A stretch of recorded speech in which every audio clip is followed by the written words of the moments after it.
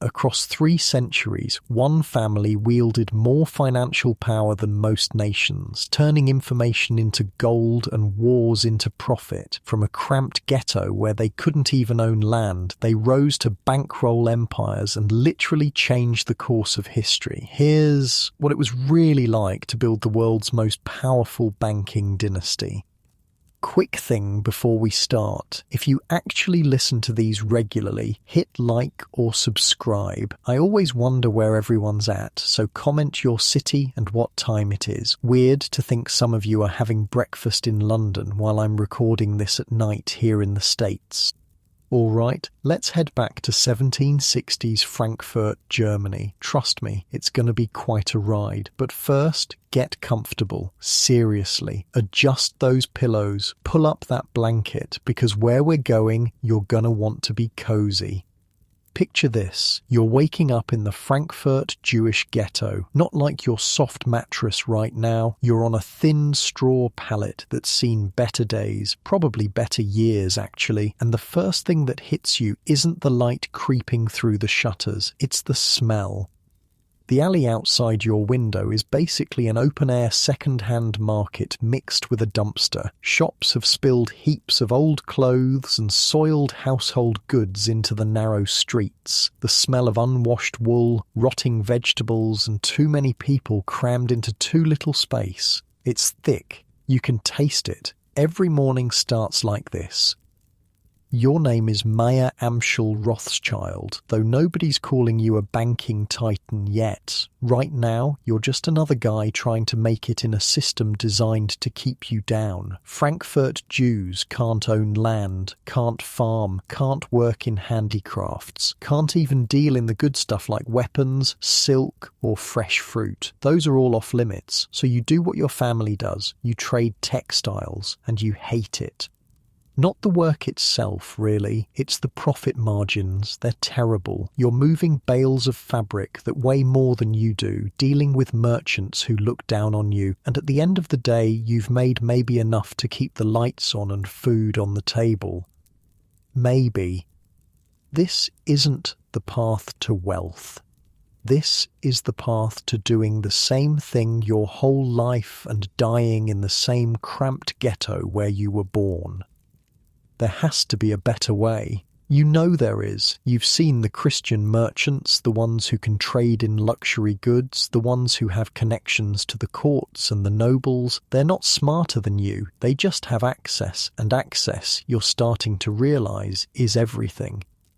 So you pivot, you start dealing in gold coins and antiques. Now we're talking. The profit margins here, way better. A rare coin can fetch 10 times what you paid for it if you find the right buyer. An antique from the right period, even more. You've got an eye for this stuff. You can spot a fake from across the room. You know value when you see it.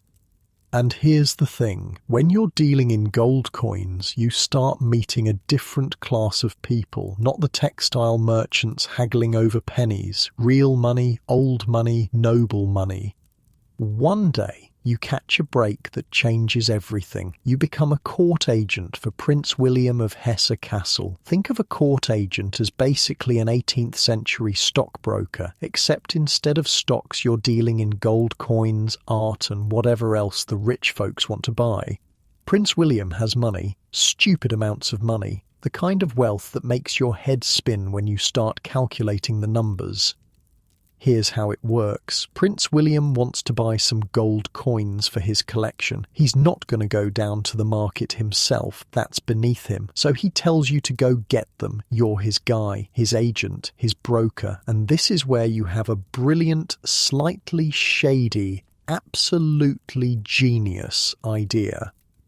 You take the prince's money, sure, but first you go to the market and buy the coins yourself using borrowed money. Then you turn around and sell those same coins to Prince William. You're acting as both the buyer and the seller, the middleman on both ends of the deal. This is called front running, and it's about as legal as you'd expect, which is to say not very, but nobody's checking, nobody cares. The prince gets his coins, you get paid twice.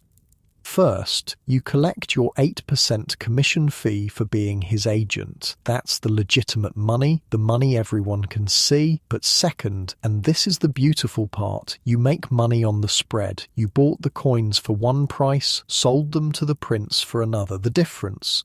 Pure profit. And the prince has no idea you're doing this because you're the one telling him what the market price is. You're making money coming and going on every single transaction. The commission alone would be nice, but the front running, that's where the real wealth is building. And you do this over and over, year after year. Every time Prince William wants gold coins or art or anything really, you're running the same play. Buy it first with borrowed money, sell it to him at a markup, collect your commission on top. You're profiting twice on every deal, and the money is piling up faster than you ever imagined back when you were hauling textile bales through the ghetto. By 1782, you're not just comfortable, you're rich, really rich, so rich that Prince William makes you his official investment manager. Think about that for a second. The Jewish guy from the ghetto who couldn't legally own land is now managing the investment portfolio of one of the wealthiest princes in Germany. The kid who was trading second-hand clothes in the smelly alley is now being trusted with millions. But here's the thing about you, Mayor. It's never enough. That's not greed talking. Well, maybe it is a little, but it's more than that. You're thinking long-term, generational. You don't just want to be rich. You want to create something that lasts, a legacy, a dynasty, the kind of family name that echoes through history. Being a trader, even a wildly successful one, has a ceiling. There's only so much you can do, only so much wealth you can accumulate. But banking is where the real power lives. Banks don't just make money, they create it, they move it, they control the flow of capital across cities, countries, continents. Banks finance wars and rebuild nations. Banks are how nobility becomes obsolete and money becomes the only nobility that matters. So you become a bank, not overnight. It's a process. You're building relationships, establishing credit, proving you can be trusted with other people's money. Slowly, methodically, you transform from mayor the coin dealer to mayor the banker. And by the close of the 1700s, you're the richest man in Frankfurt. But Frankfurt is still a ghetto. It's still Germany. It's still limited. You're the biggest fish in a very small pond, and you know it. You've hit the ceiling of what's possible here. To really build something permanent, something that survives you, you need to think bigger, way bigger. You've got 5 sons, 5 smart, ambitious, hungry sons who've watched you build this empire from nothing, and you've got a plan for them, a crazy, audacious, borderline insane plan that requires them to leave home and spread across Europe. You're going to send 4 of them to the great capital cities, Vienna, Naples, Paris, and the crown jewel, the center of the financial universe, London. One son stays with you in Frankfurt to maintain the home base, but the other 4, they're your ambassadors, your outposts, your network. Each one will establish their own banking house in their city, but they won't compete with each other. They'll work together, they'll share information, they'll move money between cities faster than anyone else can. They'll create a financial spiderweb across Europe with the Rothschild family sitting at the center of every strand. Your 3rd son, Nathan, is the one you're sending to London. And Nathan is special. He's got your business sense, but with an edge. He's fierce, ambitious, quick to take offense, and even quicker to strike back. Some people are going to love him. Most are going to hate him. You don't care. What matters is that he's capable, more than capable. He might even be better at this than you are. You give him £20,000. In today's money, that's serious capital, multiple millions. It's a fortune, but you expect him to turn it into 10 fortunes, and if anyone can do it, it's Nathan.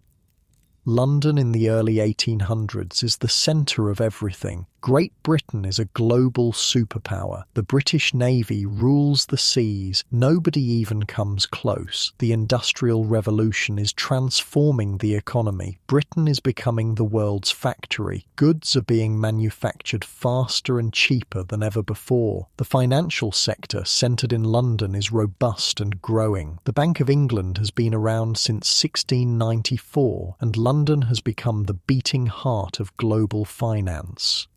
If you want to play in the big leagues, you go to London, and that's exactly where Nathan is headed. The pressure on Nathan is immense. He's not just representing himself, he's representing the family, the Rothschild name, your life's work, everything you've built. He can feel the weight of it. Every decision he makes, every deal he closes or fumbles, reflects on the family, on you, on the legacy you're trying to create.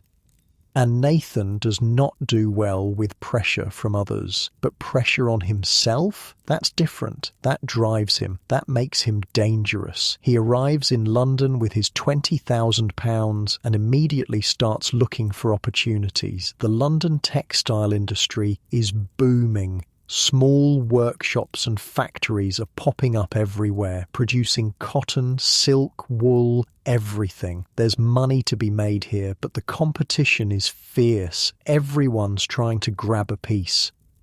Nathan sees the game differently. Most merchants are focused on one part of the supply chain. You've got the guys who source raw materials, the guys who dye the fabrics, the guys who manufacture the finished goods. Everyone's specialized. Everyone's making one profit. Nathan wants 3 profits. He goes to the manufacturers with a proposal. He'll supply them with both the raw materials and the dye. They just handle the manufacturing and give him the finished goods. He's essentially vertical integration before that term even exists. He controls 3 steps of the process, which means he captures 3 separate profit margins. The manufacturers love it because it simplifies their lives. They don't have to source materials or dyes, they just manufacture. Nathan loves it because he's making money at every stage. He's buying raw materials cheap, selling them to manufacturers at a markup, buying dyes cheap, selling those at a markup, then buying the finished manufactured goods and selling those to retailers. 3 profits instead of 1. According to Nathan's own account, and yeah, he's probably exaggerating a bit because that's what successful people do, he turned that £20,000 into £60,000 in just a few years, triple his money. That's the kind of return that makes investors weep with joy. But Nathan's not satisfied with legitimate business alone. Why would he be? He learned from you. He knows the real money is in the grey areas, the places where rules are more like suggestions. He starts smuggling textiles, precious metals, anything that can be moved quietly and sold for profit. Smuggling in the early 1800s is risky but hugely profitable. The British government has tariffs and taxes on imports, especially during the Napoleonic Wars when they're trying to control trade with continental Europe. But if you can get goods past the customs officials, you can sell them for way more than they cost. Nathan develops a reputation. People know him as the guy who can get goods to the continent when nobody else can. Superior management, they call it. Good judgment, they say. Really, it's just being willing to take risks that other merchants won't, and having the connections to make those risks pay off. By 1808, Nathan's business in London is reporting sales of £800,000. That's massive. In just a few years, he's gone from a Frankfurt banker's son with £20,000 to a major player in London's financial scene. The money is rolling in, the reputation is building. He's ready for the next step. Time to become a bank. Just like his father, because trading textiles, even smuggling them, has a ceiling. Banking has no ceiling. The sky's not even the limit. The limit is how much wealth exists in the world, and in the early 1800s, that's growing every day. Nathan's plan is to build his bank bigger than his father's. He wants the London Rothschild Bank to be the flagship, the crown jewel, the one that all the others look to. And given that London is the financial capital of the world, it's not a crazy ambition. Back in Frankfurt, you're watching this unfold with pride. Your plan is working. Nathan's thriving in London. Your other sons are establishing themselves in their cities. The network is forming. The web is being woven. Everything you dreamed of is starting to become real. But you're getting old. Your health is deteriorating. You can feel it. The energy that used to carry you through 14-hour days is fading. Your body is reminding you that you're mortal, that time is running out, that everything you've built needs to survive without you. By 1812, you know the end is coming soon. You gather your sons and give them the most important lesson, the one that matters more than any business advice, more than any financial strategy. Family unity comes first, above all else, always. You've seen what happens to family businesses when the next generation fights over control. They splinter, they collapse, they disappear, the wealth gets divided and diluted until there's nothing left. You will not let that happen to the Rothschild name. Your sons need to work together, support each other, put the family above their individual ambitions. The banking houses in different cities can't compete. They have to cooperate, share information, move money between them seamlessly, act as one entity, even though they're separated by hundreds of miles. This is the foundation. This is what will make the Rothschild dynasty last. Not the money, not the banking skills, the family bond, the unbreakable commitment to each other. And your sons listen. They take it to heart. They promise, because they've seen what you've built from nothing. They know the value of what you're giving them. They understand the responsibility. You die knowing your legacy is in good hands. Your sons will honour your memory by honouring each other. The House of Rothschild will not just survive, it will thrive, it will grow, it will become something even greater than you imagined. And they're about to get the opportunity of a lifetime to prove it, because Europe is entering an age of wars, big ones, bloody ones, expensive ones, the kind of wars that bankrupt nations and create opportunities for those with capital and courage. The 18th century wars were limited, professional armies fighting for limited objectives. When things got too expensive or too bloody, people sat down and negotiated, made peace, redrew some borders and went home. The 19th century wars are different. They're ideological, they're total. They're the kind of conflicts that don't end in negotiation. They end when one side can't fight anymore. And fighting costs money, lots and lots of money. Nations need to finance these wars. They need gold, weapons, supplies, and credit, and the Rothschild banking houses, now spread across Europe's major cities, are perfectly positioned to provide all of it. For a price, obviously, a very good price. By 1814, Britain has been at war with Napoleon for what feels like forever. The Duke of Wellington is winning battle after battle, pushing Napoleon's forces back toward France. This is it, the big push, the one that could end the war. Wellington plans to take the fight directly to French soil. There's just one problem, a big, expensive, logistical nightmare of a problem. Wellington needs French coins, not British pounds. French coins, lots of them. See, when you're running a military campaign in enemy territory, you can't just show up and expect people to accept your money. The French aren't taking British pounds. Why would they? They're at war with Britain. You need local currency to buy supplies, pay informants, keep the army moving. Without French coins, Wellington's invasion is dead in the water. The British government is freaking out. Wellington's campaign is already stretching them thin financially. They've been at war for years. The Treasury is feeling it, and now they need to somehow acquire massive amounts of French currency during a war with France. It's like asking for ice in the desert. Technically possible, but good luck.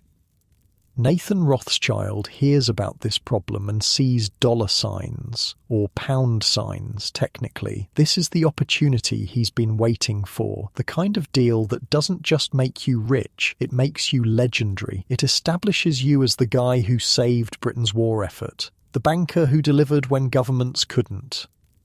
But there's a catch. Actually, there are several catches. First, you need to acquire huge amounts of gold. Then you need to convert that gold into French coins. Then you need to somehow transport those coins through a war zone to Wellington's army in France. Oh, and you need to do all of this faster than the British government can figure out an alternative solution, because if they find another way, your opportunity evaporates.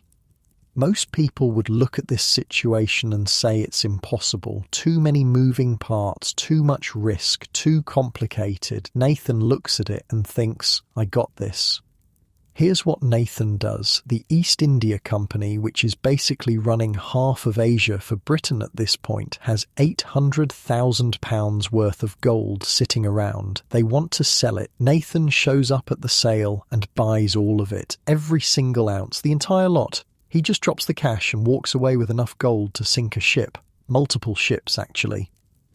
Now he's got the gold. But that's just step one. He needs to convert this into French coins and get it to Wellington. The British government is panicking because they have no idea how to move this amount of currency through a war zone. You can't just load it onto a ship and hope for the best. The French Navy might intercept it. Pirates might grab it. It could sink in a storm. There are so many ways this could go wrong.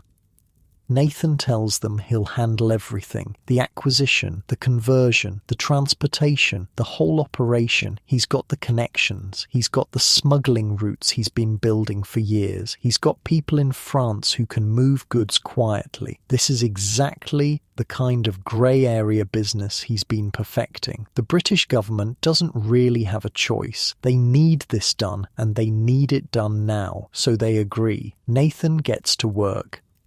He moves the gold across Europe using his network. Remember those banking houses his father set up in different cities? Vienna, Naples, Paris, Frankfurt, London. They're all connected. They all work together. Nathan can move money through this network faster than anyone else, because he's not dealing with random banks who don't trust each other. He's dealing with his brothers, his family, people he knows will deliver. The gold gets converted to French coins. The coins get smuggled into France through routes Nathan's people have been using for years, and it all arrives exactly where Wellington needs it, exactly when he needs it. The campaign moves forward. Wellington pushes into France. The war effort doesn't collapse due to lack of funds. Nathan later describes this as the best business I ever did, and he's not exaggerating. This deal establishes the Rothschild name at the highest levels of British power. The government now knows that when they have an impossible financial problem, the Rothschilds can solve it. That's worth more than the profit from this one deal. That's access, that's influence, that's power. And the profit isn't bad either. The commission alone is huge, but Nathan also makes money on the currency conversion, on the transportation, on managing the whole operation. He's getting paid at every step, just like he learned from his father. Europe by the mid-1800s has turned into a war zone. Countries are fighting constantly, and every war needs money. Starting a war, you need money. Losing a war, you usually have to pay the winner. The foreign exchange market becomes critical because nations need to move money across borders, convert currencies, finance operations in enemy territory. For the Rothschild banking houses, this is a gold mine, literally. They've got banks in all the major cities. They can facilitate currency exchanges between countries that are actively at war with each other. They charge high fees, sometimes as much as 8%, because they're providing a service nobody else can match. They've got the network, they've got the trust, they've got the speed.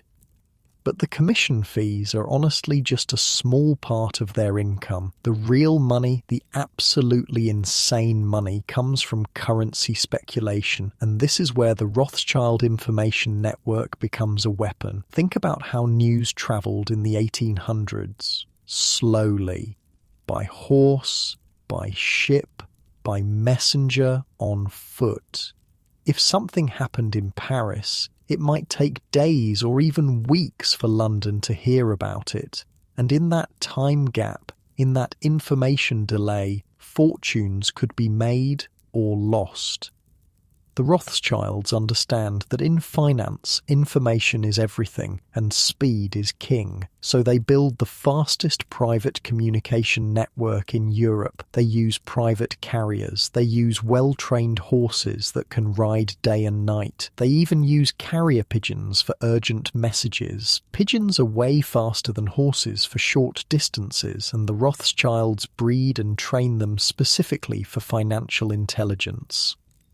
Here's how this works. Let's say there's a major battle. Napoleon wins, or Wellington wins, or somebody important dies, or a government collapses. Whatever the news is, it moves through normal channels slowly. But the Rothschild network hears about it first. Sometimes hours ahead of everyone else, sometimes a full day ahead. And in that window, before the market reacts, before anyone else knows what happened, they can buy or sell currencies. If they know France is about to win a major battle, they buy French bonds before the price goes up. If they know Britain just suffered a defeat, they sell British currency before it drops. They're always one step ahead, always trading on information nobody else has yet. This is insider trading before insider trading even has a name. It's legal because there are basically no financial regulations. It's just smart business. Ruthless, maybe. Unfair, definitely. But legal and wildly profitable. The profits from currency speculation absolutely dwarf everything else. The commission fees are nice, the loan interest is solid, but speculation, that's where the real wealth gets built. Nathan's making more money in a single day of trading than most people see in their entire lives. The London house's profits keep rolling in, year after year, deal after deal. Nathan's reputation grows. He's no longer just the son of a Frankfurt banker. He's not even just a successful London merchant. He's the banker, the guy kings and governments come to when they need money. The man who can move markets with a single decision. Nathan becomes the richest man in the world. Not in London, not in Britain. In the world. The wealth is almost incomprehensible. He's got more money than some countries have in their entire treasuries. And he's still in his 50s, still young enough to enjoy it, still hungry enough to want more. But even the richest man in the world can't defeat the one enemy that eventually comes for everyone. July 28th. 1836. Nathan Rothschild wakes up feeling wrong. Something's off. He's been feeling sick for a while, but this is different. Worse. His body is shutting down and he knows it. The doctors are called, but there's not much they can do. Medicine in 1836 is basically guesswork mixed with prayer. Nathan dies at age 58, which is weird because the Rothschild family is known for living long lives. His mother is still alive and she's going to live past 90, but Nathan's gone, the richest man in the world, dead before 60. The London Times actually gets emotional about it, which for a British newspaper is like seeing a unicorn. They write that Nathan's death is one of the most important events for the city and perhaps for Europe in a long time. No operations comparable to his have existed in Europe to this time. Think about that. A banker dies and it's treated like a head of state passing. That's the level of influence Nathan had built. He wasn't just rich, he was a force of nature. His decisions moved markets. His loans could win or lose wars. His death is genuinely a big deal for the entire European economy. The markets react immediately. British bonds fluctuate, currency traders panic. Everyone's asking the same question. What happens to the House of Rothschild now? Is this the end? Will the brothers fight over control? Will the whole empire collapse without Nathan holding it together? But here's the thing, Mayor Amschel's last lesson to his sons, that family unity above all else, They took it seriously. Nathan might be gone, but the system he helped build doesn't need one man. The banking houses are set up to work together. The network still functions. The information still flows. The money still moves. Nathan's younger brother James, running the Paris bank, steps up as the de facto leader, and James is not intimidated by following Nathan. If anything, he sees it as his chance to prove he's just as capable, maybe more capable. James is different from Nathan. He had better schooling. He's more refined, more comfortable in aristocratic circles. Nathan was the scrappy fighter who built the London Empire through sheer force of will. James is the strategic thinker who can play the long game. Where Nathan saw opportunities and grabbed them, James sees trends and positions himself ahead of them. But taking over as head of the family during this moment, with Nathan's death still fresh, the pressure is massive. The banking world is watching, competitors are circling, everyone wants to know if the Rothschilds can maintain their dominance, or if Nathan was the secret source and now it's over. James looks at the situation and realizes something. Government bonds and war financing are still profitable, sure, but the market is getting saturated. More banks are getting into the game. The competition is eating away at profit margins. The deals that made Nathan's fortune aren't as lucrative anymore because everyone's doing them now. James needs a new edge, a new industry, something the Rothschilds can dominate before everyone else catches on. He needs to think bigger than just financing wars. Wars end, industries last forever. He looks at what's happening across Europe and sees the future rolling toward him on iron rails, railroads. They're expanding fast. England built the Stockton-Darlington line in 1825, and suddenly everyone realizes this is going to change everything. Transportation, trade, industrial growth. Railroads are connecting cities that used to be days apart. They're making goods cheaper to move. They're opening up markets that were previously too remote to reach. This is it.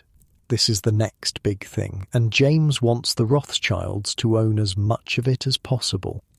Throughout the 1840s, the Rothschild banks provide financing for railroad ventures across Europe. They're not just lending money, they're taking equity positions, they're getting involved in the construction, they're trading railroad stocks and bonds. Every time a new line gets built, the Rothschilds are making money from the financing, from the trading, from the increased value of their holdings. And James is clever about risk management. He uses other people's money whenever possible. He creates syndicates, basically groups of investors who pool their capital for big projects. The Rothschilds put in some money, but most of the risk is spread across the syndicate. If the project succeeds, the Rothschilds make huge returns on relatively small investments. If it fails, they're not wiped out. This is sophisticated financial engineering. Most bankers are still doing straightforward lending. James is creating complex financial structures that maximize profit while minimizing risk. He's thinking 3 moves ahead. The railroad boom makes the Rothschilds even richer. The wealth keeps compounding. But here's something you need to understand about this period. While the Rothschilds and other banking families are accumulating unbelievable fortunes, regular people are struggling. The income gap between rich and poor is massive. The industrialists are making money as fast as possible by any means necessary, and worker conditions are brutal. 16-hour days in factories, child labour, poverty wages, no safety regulations. The average person looks at families like the Rothschilds and sees the face of everything wrong with the system. The bankers are financing the governments and the industries that are grinding workers into dust. The resentment is building, and it's about to explode. By the late 1840s, France is a powder keg. The government is deep in debt from losing wars. The economy is on the edge. The French people are angry at the government and angry at the financiers who keep the government afloat. They're looking for someone to blame, and wealthy Jewish bankers make an easy target. Within days, revolution breaks out. The French banking system nearly collapses, and the Rothschild Bank in France is right in the crosshairs. James is watching his life's work, his family's legacy, everything his father built, teeter on the edge of complete destruction. Angry mobs could storm the bank. The government could seize assets. Everything could disappear overnight. James needs help. Fast. He turns to his nephew in London, Lionel, Nathan's son, the next generation of Rothschilds, and this is the moment where family unity either saves them or they learn that lesson was just pretty words. Lionel looks at the situation. Bailing out the Paris bank is risky, really risky. If France collapses completely, the London bank could lose massive amounts of money. It would be safer to cut losses and let Paris handle its own problems. That's what any rational banker would do. But Lionel remembers his grandfather's words. Family unity above all else. The Rothschild banks don't compete. They don't abandon each other. They work together or they fail together. That's the deal. That's the foundation everything is built on. Lionel arranges a loan. A big one. Enough to stabilise the Paris bank and keep it from going under. It's his money, his bank's reserves, his risk. But he does it anyway, because that's what family means. That's what being a Rothschild means. The Paris bank survives. The revolution eventually calms down. The Rothschild name takes a hit, but they're still standing, still operating, still powerful. The family bond held when it mattered most. Lionel doesn't stop at just saving his uncle's bank. He's got bigger plans. Way bigger. He starts thinking about something that seems impossible for a Jewish banker in the mid-1800s. He wants to enter government. Not as an advisor behind the scenes, not as a financier who whispers in politicians' ears. He wants an actual seat in Parliament. He wants to be in the room where decisions get made. And this is wild because no Jew has ever held a seat in the British House of Commons. Ever. The system isn't designed to let people like him in.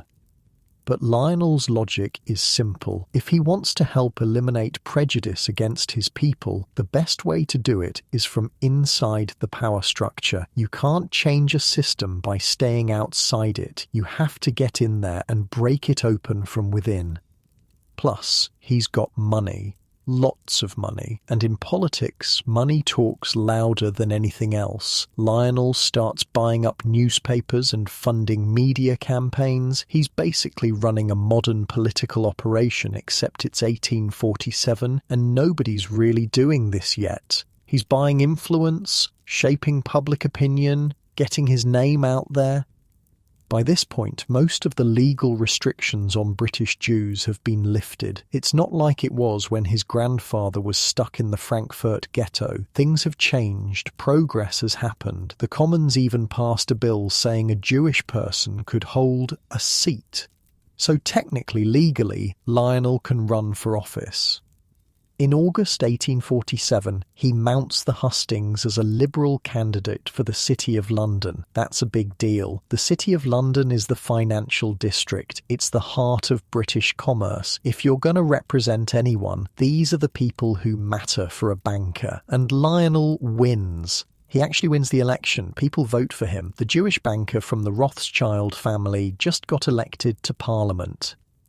Except there's a problem. A big, stupid, bureaucratic problem that's about to turn this victory into a years-long fight. To officially take his seat, Lionel has to swear an oath. Standard procedure. Everyone does it. But the oath requires you to swear on the Holy Scriptures, meaning the New Testament, the Christian Bible. And Lionel looks at this requirement and basically says, yeah, no, not happening.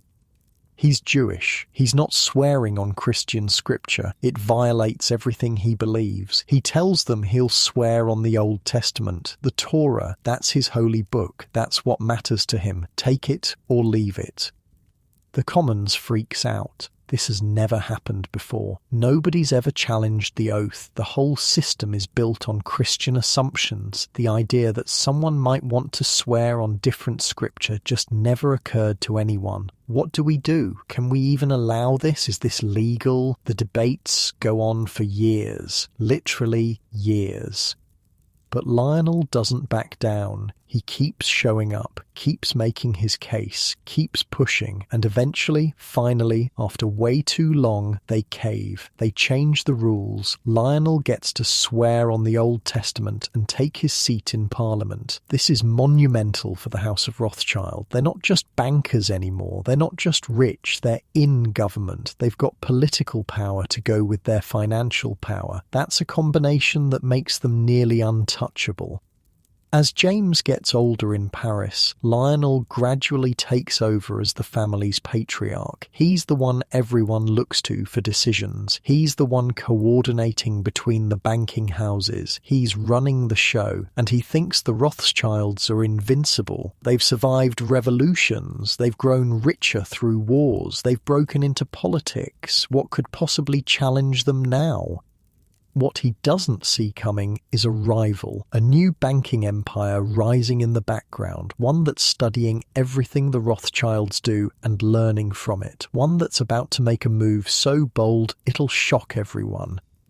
Meet Junius Morgan, American banker working for a British merchant banking firm called George Peabody and Company. When Peabody retires in 1864, Junius takes over the whole operation, and Junius is smart, really smart. He's got that serious, business-like presence that old financiers love. He's calm, controlled, never shows emotion. The kind of guy who makes you trust him with your money just by looking at him. Junius understands that to play with the big boys, to compete with families like the Rothschilds, he needs to get into government financing. And in the 1860s, nothing creates more financing opportunities than wars. So he starts watching Europe, waiting for the right conflict, the right opportunity, the one that everyone else will pass on because it looks too risky. And in 1867, he sees the tension building. France wants to buy Luxembourg from the Netherlands. Seems straightforward enough, but Prussia, the rising German power, says absolutely not. They oppose the move. Prussia is led by Otto von Bismarck, and Bismarck is not someone you want to mess with.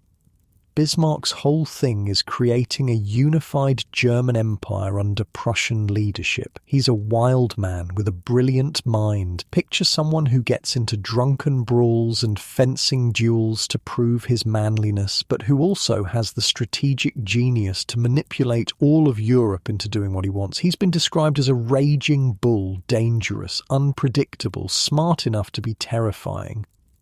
The tension keeps building. France and Prussia are headed for war. Everyone can see it coming. And on July 19th, 1870, Napoleon III makes it official. France declares war on Prussia, which is exactly what Bismarck wanted. He's been manoeuvring for this. A war will let him unify the German states under Prussia's banner. It's all going according to his plan. Now here's where it gets interesting. The Rothschilds have been financing wars for like a century at this point. They're the go-to bankers for governments that need money for military campaigns. France should be an obvious client. They need loans, they need weapons, they need financing for the whole war effort. But the Rothschilds take one look at this situation and say, no, they won't lend to France, not a single franc. And the reason is simple. They've seen enough wars to know who's going to win. They can read the situation. France is walking into a meat grinder. Bismarck is smarter, Prussia is stronger, the German military is better organised. France is going to lose badly, and the Rothschilds don't finance losing sides. That's just throwing money away. Other major banking houses, like Baring Brothers, also pass. Nobody wants to touch this loan. It's too risky. France is going to get crushed and then they won't be able to pay back the money. Basic risk assessment, smart banking, protect your capital. Junius Morgan looks at this exact same situation and sees something completely different. He's asking a different question. Not can France win, but can France pay back a loan? And here's his calculation. Yeah, France is probably going to lose. The military situation looks bad. Bismarck is going to roll right over them. But here's the thing about France. The economy is diversified. They've got agriculture, manufacturing, trade. They've got a solid tax collection system. They've got national wealth beyond just their military. Even if France loses the war, even if it's a total disaster, they'll still be able to collect taxes. They'll still have an economy. They'll still be able to repay debts. It might take longer. They might need to raise taxes, but they can pay. That's what matters. That's the bet. Through his syndicate, Junius raises over £10 million for the French army. That's a massive loan, and he does something else that's crucial. As an American banker, he gives France access to American weapons. The French can buy guns, ammunition, supplies from America and ship them over. This is huge because Britain and Prussia are allied, so France can't easily buy British weapons. American suppliers are their best option. The war kicks off and it goes exactly how the Rothschilds predicted. Germany wins decisively, completely. It's not even close. The war ends with the Treaty of Frankfurt in 1871. France loses territory. Germany gets Alsace-Lorraine. The German Empire gets proclaimed at the Palace of Versailles, which is basically the ultimate power move. We just beat you so bad we're declaring our empire in your palace. At Versailles, in the Hall of Mirrors, maximum humiliation. France is defeated, occupied, and forced to pay massive reparations to Germany. It's a disaster. Everyone who passed on lending to France is feeling pretty smart right now. They avoided a terrible investment. Good call, right? Except France doesn't default on Junius Morgan's loan. That's the crazy part. Bismarck predicted they would. Most people assumed they would. How's a defeated nation going to pay back millions of pounds when they're also paying reparations to Germany? It should be impossible. But Morgan called it right. France raises taxes, they sell some assets, they squeeze their economy, and in 1873, just 2 years after losing the war, they prepay the bonds. They pay back the entire loan early, with interest. Junius Morgan walks away with £1.5 million in profit. From a deal everyone else thought was insane, from a loan that all the smart money passed on. He made a fortune by seeing what the Rothschilds missed, by asking the right question instead of the obvious question. This changes everything. The House of Morgan is now a major player in international finance. They're competing with the Rothschilds. They're taking deals the Rothschilds won't touch and making them pay off. Word spreads fast in banking circles. Morgan isn't just some American upstart. He's legitimate. He's got capital, connections, and most dangerous of all, he's got guts. The balance of power is shifting. For decades, if you needed major financing, you went to the Rothschilds. Now there's another option. Now there's competition. And competition means the Rothschilds can't charge whatever they want anymore, can't pick and choose deals as easily, can't assume they'll always be the first call. While Junius is building his empire, the Rothschilds are dealing with their own transition. James Rothschild dies in 1868. He held the family together after Nathan's death. He pushed them into railroads and kept them dominant. Now he's gone too. And the younger generations, the grandchildren of Mayer Amschel, they're different. They're not as unified, not as hungry. They grew up rich. They didn't build this empire from nothing. They inherited it. And that changes your relationship with money, changes your drive. Some of them are more interested in art and culture than banking. Some want to invest in exotic ventures rather than stick to traditional finance. The tight family bond that Mayer Amschel insisted on is starting to fray. Not breaking, but loosening. The banking houses are becoming more independent, more focused on their individual markets than on the collective family strategy. The Rothschilds start looking beyond Europe. They need new opportunities, new markets. They invest heavily overseas. A big chunk of their portfolio goes to Egypt, financing infrastructure projects. They put money into Indian railroads. These are huge investments in growing markets. The kind of moves that could pay off massively if they work out. But these investments are also risky. You're dealing with governments that are less stable, projects that are harder to oversee from Europe, currency fluctuations, political instability, colonial powers shifting. There are a lot of variables, a lot of ways things can go wrong. What the Rothschilds really need, what could get them back to their past dominance, is a bigger marketplace, a place with more money moving around than anywhere they currently operate, a new financial centre that's emerging to rival or even surpass London. And across the Atlantic, exactly that kind of place is taking shape. America is growing fast, really fast. From the 1850s to the 1870s, the country is exploding. The Industrial Revolution hits America like a freight train. Westward expansion opens up massive territories. The Transcontinental Railroad gets completed in 1869, connecting the East Coast to the West Coast. Suddenly, you can move goods and people across the entire continent. Industrialists are emerging who make the European nobility look poor. Cornelius Vanderbilt dominates railroads. Andrew Carnegie is building a steel empire. John D. Rockefeller creates Standard Oil and basically monopolizes the entire petroleum industry. These guys are creating fortunes that would make even the Rothschilds pause. The American economy is becoming the biggest in the world. New organizational structures, new ways of doing business, new industries. It's chaotic and wild and full of opportunity. And the Rothschilds, who've been dismissing America as a land of madmen for years, are starting to realize they missed something big. They see the House of Morgan succeeding. They see Wall Street emerging as a financial centre that could rival London. They realise America is where the action is moving, where the next century of wealth will be built. They need to get in. They need to find opportunities. They need to make up for lost time. And the perfect opportunity is about to present itself, not in a boom, but in a crash, not in success, but in disaster, because that's when the biggest opportunities appear, when there's blood in the streets, as the saying goes. When everyone else is panicking and selling, that's when smart money buys. For America, that day arrives on May 9th, 1893, and it's going to be bad. Really, really bad.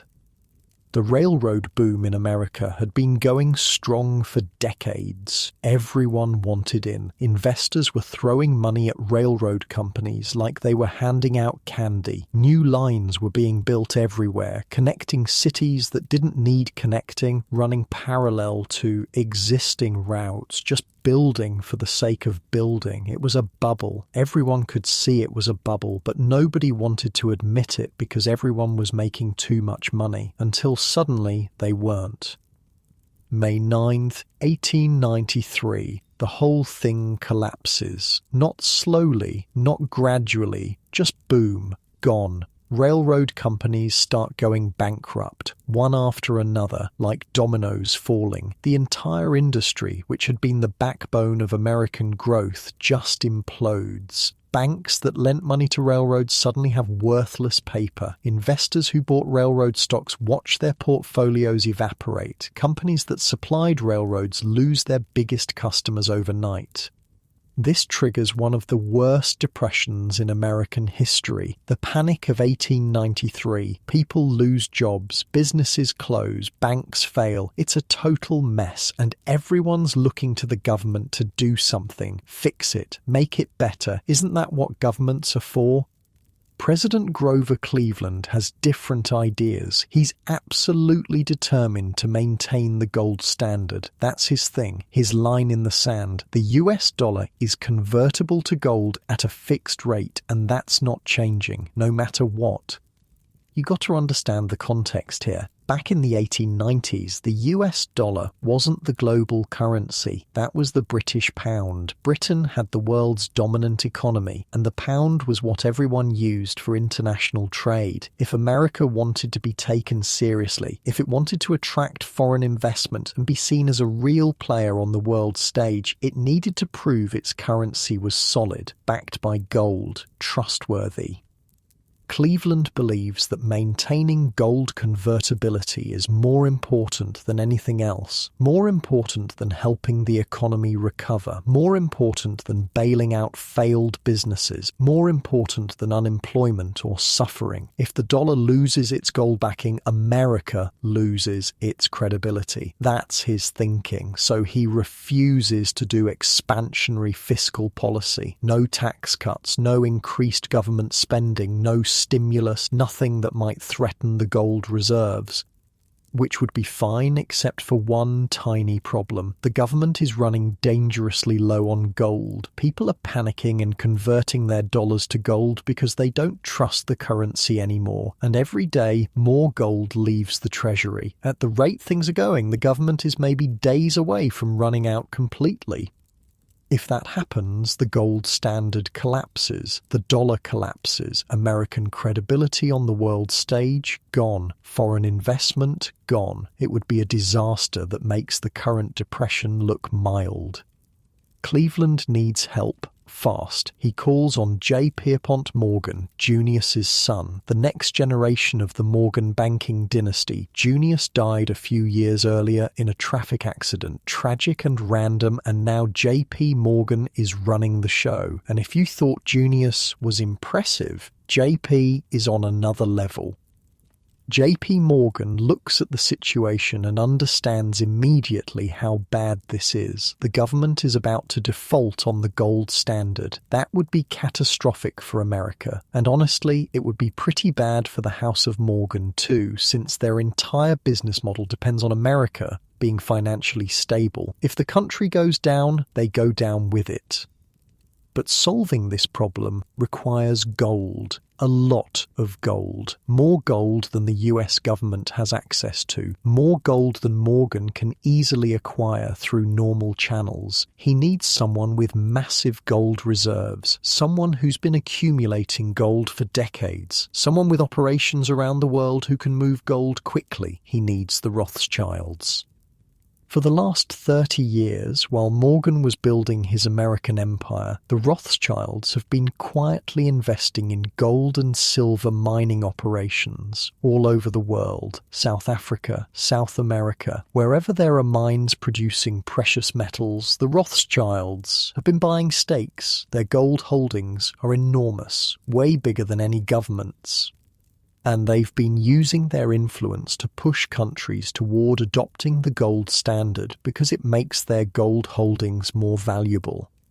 J.P. Morgan reaches out to the Rothschilds. Here's the situation. Here's what we need. Can you help? The Rothschilds look at this and see a perfect opportunity. They get to help stabilize America, which is good for their other American investments. They get to establish a relationship with the US government, which opens doors for future business, and they get paid handsomely for the service. Win-win-win. Morgan arranges to issue $65 million in government bonds. That's the funding mechanism. The government is essentially borrowing money from the public. Morgan takes those bonds and uses the money to negotiate with the Rothschilds. He buys 3.5 million ounces of gold. That's a staggering amount. We're talking tons and tons of physical gold that has to be transported across the Atlantic. Now here's why banks loved doing business with governments back then. Still do, actually. Governments are reliable borrowers. They pay back their debts because they can always collect more taxes. They're not going to go bankrupt and disappear. They might be slow payers sometimes, but they pay. That makes them low-risk, high-reward clients, the kind of customers every bank wants. The collaboration between Morgan and Rothschild on this deal creates one of the most sought-after investments anyone's seen. When the gold bonds go on sale to the public, they sell out in 30 minutes. 30 minutes. People are literally fighting to buy these bonds. The confidence in the US government backed by Morgan and Rothschild gold is that strong. The crisis gets resolved, the gold standard holds, the dollar remains convertible, American credibility stays intact. Cleveland looks like a genius for sticking to his principles, even though he basically got saved by two banking families. Morgan and the Rothschilds both make huge profits and cement their positions as the two most powerful financial institutions in the world. And America takes its place on the world stage as a legitimate economic superpower, not just a big country with potential, an actual empire, a rival to Britain, a force that will dominate the 20th century. The Rothschilds successfully expanded their business into America. They've got connections now. They've proven they can operate at the highest levels of American finance, but they're still based in Europe, still more focused on European markets than American ones. And that's going to be a problem because Europe is heading towards something that will make all previous wars look like practice runs. By the early 1900s, you can feel the tension building across Europe. It's like watching a pot about to boil over. You've got imperial rivalries. Britain wants to maintain its empire. Germany wants to build one. France wants revenge for losing to Germany. Austria-Hungary is barely holding itself together. Everyone's building up their militaries. Everyone's forming alliances. Everyone's waiting for someone else to make the first move. The Rothschilds, who've been profiting from European conflicts for a century, see this tension and think it's just another opportunity. More wars mean more financing needs, more government bonds, more currency trading. Same game they've been playing forever. They're actually advocating for military expansion in some cases. The head of the London Rothschild Bank, Natty Rothschild, is pushing for Britain to expand its naval capabilities, build more ships, maintain dominance at sea. And yeah, the Rothschilds will happily finance those ships. European countries start spending massive amounts on their militaries. Arms races accelerate. Everyone's preparing for war, and all that military spending needs to be financed. The banks, especially the Rothschilds, are there to provide the loans. It's profitable. It's what they do. It's been working for generations. What they don't realise, what nobody realises, is that the war about to unfold is going to be fundamentally different from anything that came before. The weapons are more deadly, the scale is bigger, the ideology is more extreme. This isn't going to be a limited war that ends with negotiations and border adjustments. This is going to be total war, industrial war, the kind that grinds up entire generations. June 28, 1914, Archduke Franz Ferdinand of Austria-Hungary gets assassinated in Sarajevo. He's shot along with his wife Sophie by a Serbian nationalist, and this one assassination, this one violent act becomes the spark that ignites the whole powder keg. See, Serbia doesn't want to be ruled by Austria-Hungary. They want independence. They're their own people with their own identity, and Austria-Hungary is old, tired, imperialistic. The Serbians are done with it, so some nationalist radicals decide to make a statement. by killing the Archduke. Bold move, terrible move, but bold. Austria-Hungary blames Serbia, demands crazy concessions. Serbia refuses some of them. Austria-Hungary declares war, but Serbia has allies. Russia backs Serbia. Germany backs Austria-Hungary. France backs Russia. Britain eventually backs France. The alliance system turns one assassination into a continental war in a matter of weeks. And this war is nothing like the wars the Rothschilds have been financing. This is trench warfare, machine guns, artillery that can level entire towns, poison gas, millions of soldiers sitting in muddy trenches, getting shelled day after day, occasionally going over the top into no man's land where they get mowed down by machine gun fire. It's industrial scale slaughter. The death toll is incomprehensible. By the time it's over, about 10 million soldiers will be dead, another 7 million civilians, entire towns wiped out, whole generations lost. The maps of Europe will be redrawn, empires will fall, nothing will ever be the same. For the first time in Rothschild history, members of the family are on opposing sides. The London Rothschilds are financing Britain and its allies. The Vienna Rothschilds are in Austria-Hungary. The Frankfurt Rothschilds are in Germany. They're literally funding both sides of the same war.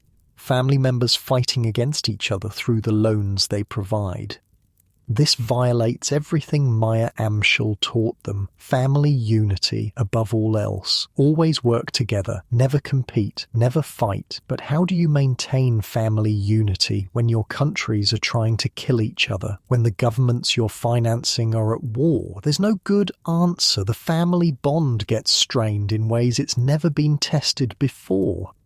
The Rothschilds survive World War I. They even profit from it because war financing is still profitable, but their dominance is slipping. The scale of their operations is getting overshadowed by a new generation of banks, particularly by the House of Morgan in America.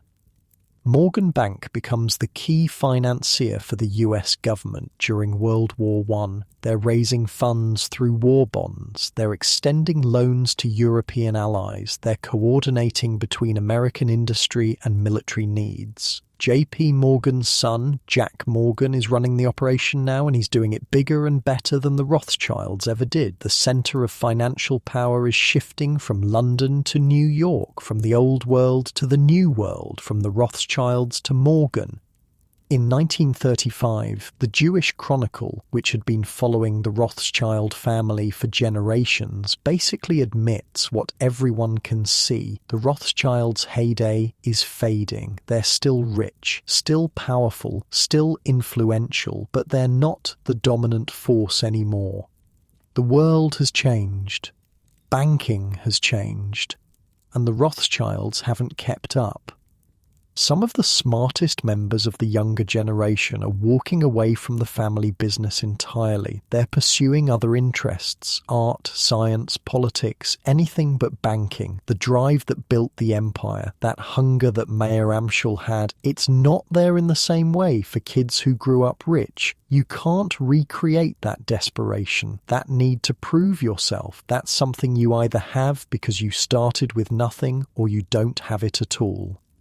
The banking houses in different cities start pursuing their own strategies instead of working as one unified empire. The Paris Bank does its thing, the London Bank does its thing, Vienna does its own thing. They're still connected, still family, but they're not operating as one coordinated force anymore. The tight integration that made them dominant is loosening. And then the world gets even worse, way worse, because Europe's about to do the whole World War thing again, except this time it's going to be even more brutal, even more destructive, even more catastrophic for the Rothschild family personally. After World War I, Germany is humiliated and broke. They lost territory. They're paying massive reparations. The economy is destroyed. Inflation gets so bad that people are using wheelbarrows full of cash to buy bread. The suffering is real and widespread. Into this chaos steps a new kind of leader, one who understands how to harness anger, how to channel resentment, how to give people someone to blame for their suffering, and he's got particular ideas about who's responsible for Germany's problems. His rise to power is fast, shockingly fast.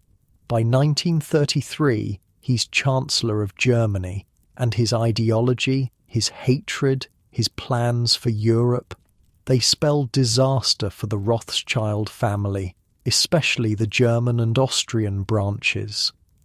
The world is about to enter its darkest period, and the Rothschilds, who survived revolutions and wars and economic crashes for over a century, are about to face their greatest test.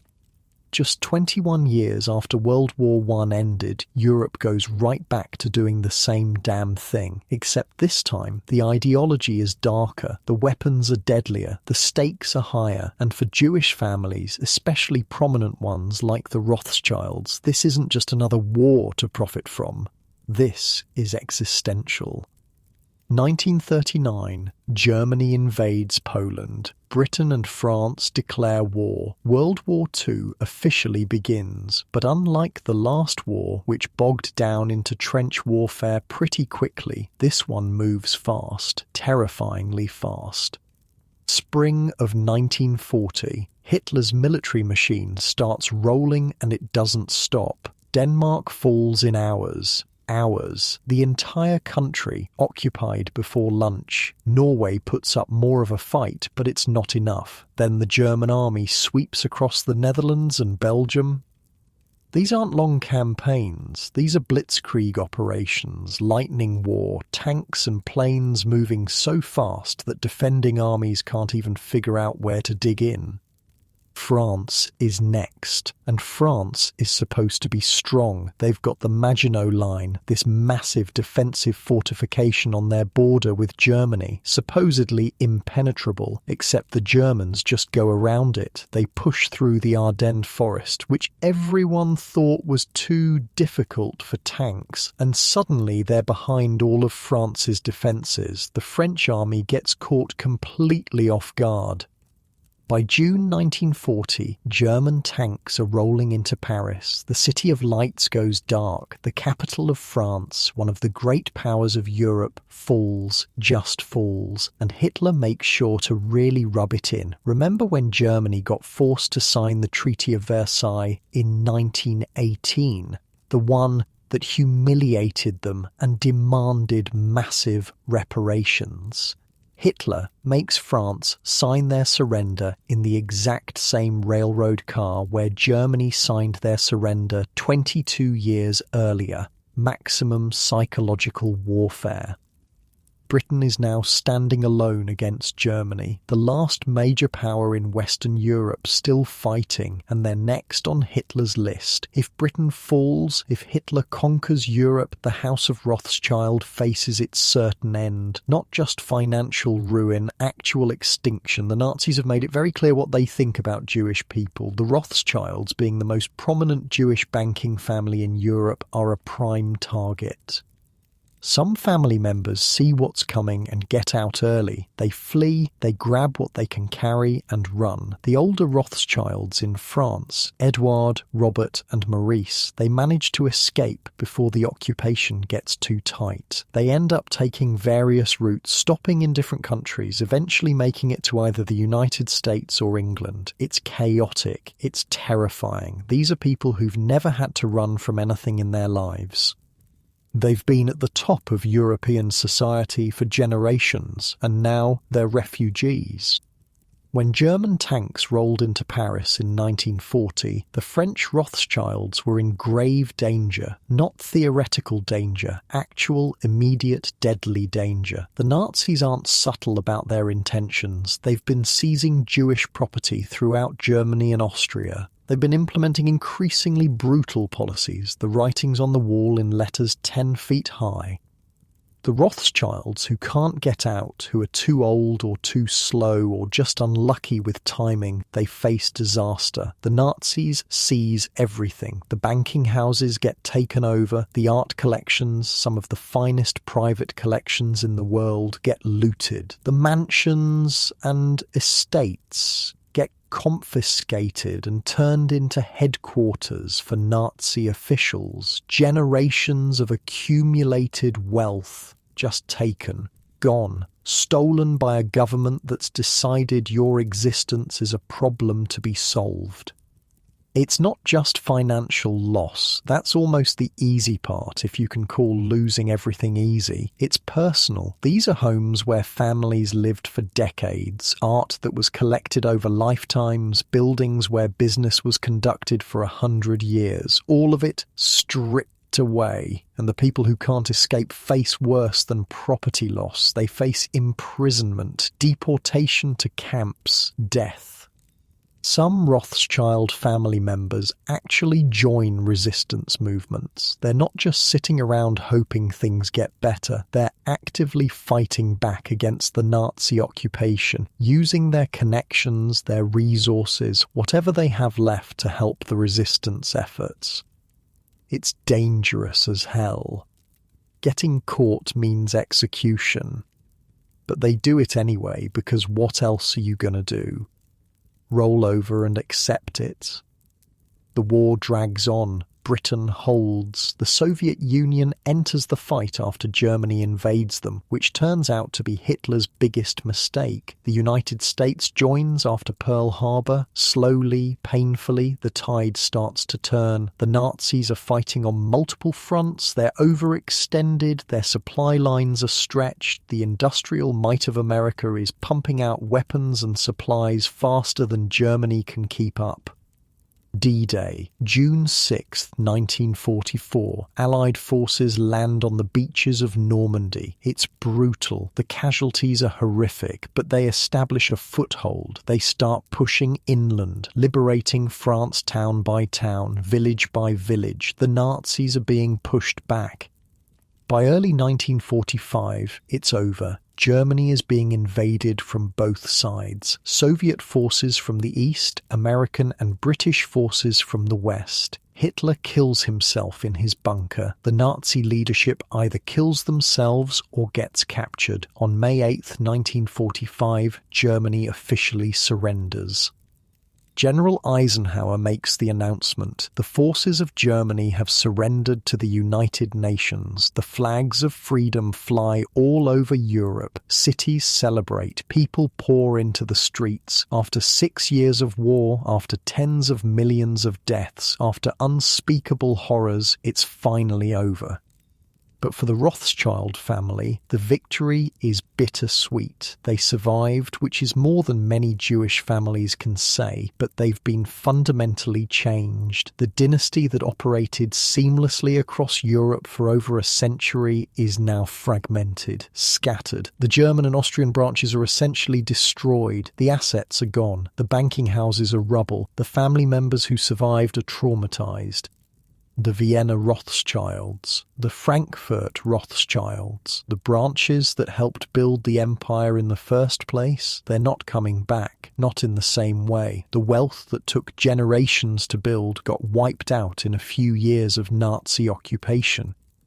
The London branch, N.M. Rothschild and Sons, survived because Britain held. They take on the task of rebuilding, of trying to figure out what the Rothschild name means in this new post-war world, because everything has changed. The old European order is dead. The age of empires is ending. Colonial powers are losing their colonies. New nations are forming. The global power structure is being rewritten. America and the Soviet Union emerge as the two superpowers. Everyone else is playing for third place, and the financial center of the world has definitively moved from London to New York. Wall Street is where the action is. The dollar, not the pound, is becoming the global currency. If you want to play in international finance now, you need to be tight with American banks.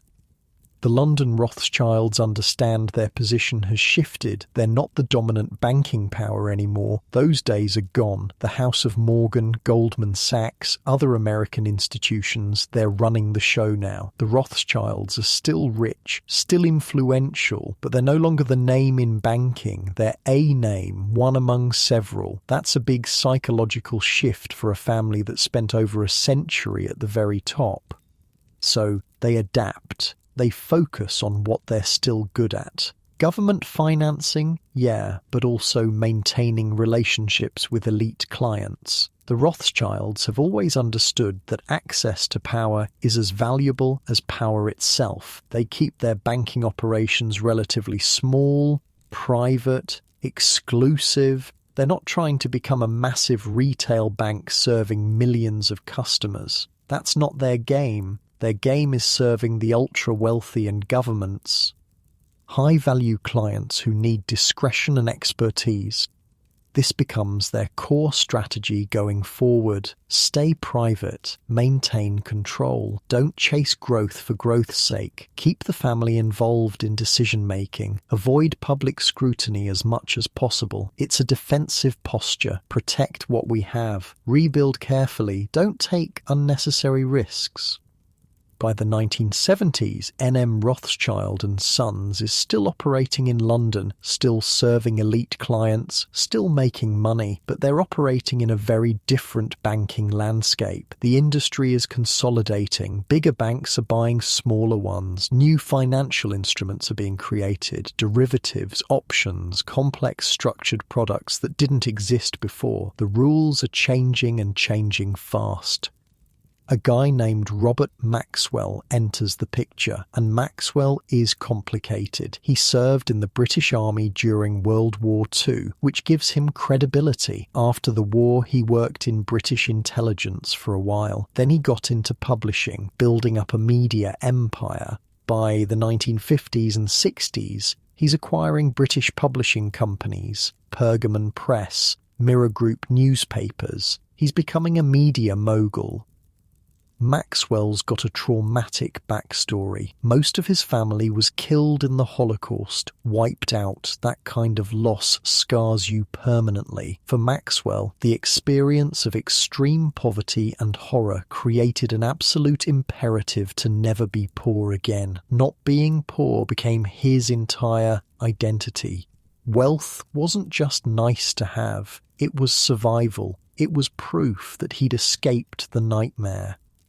But building the media empire he wants requires capital, serious capital, the kind only major banking houses can provide. And in London, if you want that kind of money with the credibility and connections attached, you go to the Rothschilds. The Rothschilds agree to back him. They provide financing for his acquisitions and expansions. On paper, Maxwell's investments look solid. Publishing is profitable. Newspapers are influential. The media industry is growing. Everything seems fine. Maxwell is seen as a successful businessman, a self-made man who overcame tragedy to build an empire. The Rothschilds are happy to be associated with that story. But underneath the surface, problems are brewing. Maxwell's empire is more leveraged than it appears. He's borrowing heavily to fund growth, using one company's credit to prop up another company, moving money around in ways that are creative at best, fraudulent at worst. But he's good at hiding it, good at maintaining the appearance of success, and as long as the cash keeps flowing, nobody looks too closely at the plumbing. Inside N.M. Rothschild and Sons, tensions are building too. Family drama, the kind that's been threatening to tear apart family businesses since the beginning of time. On one side, you've got Lord Victor Rothschild and his son Jacob. On the other side, their cousin Sir Evelyn de Rothschild. And they fundamentally disagree about the future of the bank. This is the 1980s now. The banking world is transforming. Mergers and acquisitions are everywhere. Small banks are being swallowed by bigger banks. Those bigger banks are becoming mega banks. Financial deregulation is opening up new opportunities. Derivatives and options trading are creating new revenue streams. The banks that are winning are the ones getting bigger, more aggressive, more modern. Jacob Rothschild looks at this landscape and thinks the family bank needs to adapt or die. He wants to modernize ownership structures, bring in outside capital, pursue aggressive expansion, maybe even take the bank public eventually. He sees the consolidation happening and believes the Rothschilds need to compete at that scale or they'll get left behind. They can't stay a small private bank serving elite clients while everyone else is building financial empires. The world has moved on. Sir Evelyn sees it completely differently. He's running NM Rothschild and Sons. He's the one in charge, and he believes that modernizing the ownership structure is how you lose control. The Rothschild Bank must be owned by Rothschilds, 100%. No outside investors, no dilution of family control. That's non-negotiable, even if it means short-term sacrifices, even if it means slower growth. The bank has to stay in family hands. His argument is based on history. For over 150 years, the Rothschild banks survived and thrived because the family controlled them completely. They made decisions based on long-term family interests, not quarterly earnings reports. They maintained privacy and discretion because they didn't have to answer to outside shareholders. That privacy, that discretion, that's what elite clients pay for. You start bringing in outside capital and you lose what makes you special. Both arguments make sense. Both are based on legitimate concerns about the future, but they're incompatible. You can't both modernize ownership and keep 100% family control. You have to choose, and the family can't agree on which path to take. The conflict gets personal. It always does in family businesses. It's not just about business strategy. It's about legacy, about control, about which branch of the family gets to define what the Rothschild name means going forward. These arguments have been simmering under the surface for years. Generations, really. Now they're boiling over.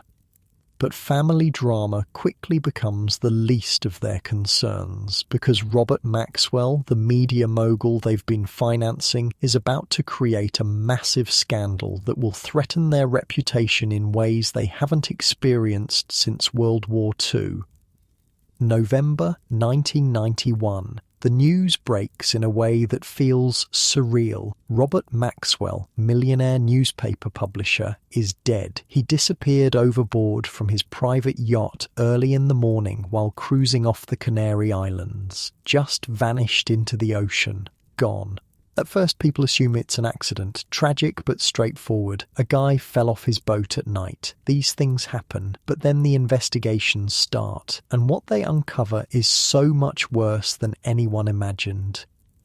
Maxwell had been stealing from his employees' pension funds, not skimming a little here and there, hundreds of millions. He'd been taking money that workers had saved for their retirement, money they'd earned through years of labour, and using it to prop up his failing business empire and maintain his luxurious lifestyle. The yachts, the mansions, the private jets, all of it funded partly by money that wasn't his, money that belonged to regular people who trusted their employer. When you really sit with that, it's hard to wrap your head around the scale of the betrayal. These weren't investors who knew the risks. These were employees who had their pensions automatically deducted from their paychecks. They trusted the system. They believed their retirement was safe. And Maxwell just helped himself to it like it was his personal piggy bank. The investigations intensify. Forensic accountants start digging through Maxwell's finances, and the more they dig, the worse it looks. The shell companies, the offshore accounts, the creative accounting. The whole thing was a house of cards that Maxwell had been desperately trying to keep standing by stealing from anyone and everyone he could. His death itself becomes suspicious. Did he fall? Did he jump? Was he pushed? There's a line between suicide and accident that's less clear than we like to think. Maxwell knew his empire was collapsing. He knew the investigations were closing in. He knew what was coming. Some people think he killed himself rather than face the consequences. Others think it was a genuine accident, that he was drunk or distracted and just fell overboard. A few conspiracy theories suggest he was murdered, though by who and why depends on which theory you're reading. We'll probably never know for sure. What happened on that yacht died with Maxwell, but here's what we do know. When he went into that water, whether by choice or chance, he left behind a disaster. Thousands of employees with destroyed pensions, families who'd been counting on that money for retirement suddenly facing poverty in their old age, a media empire built on fraud and questions, so many questions.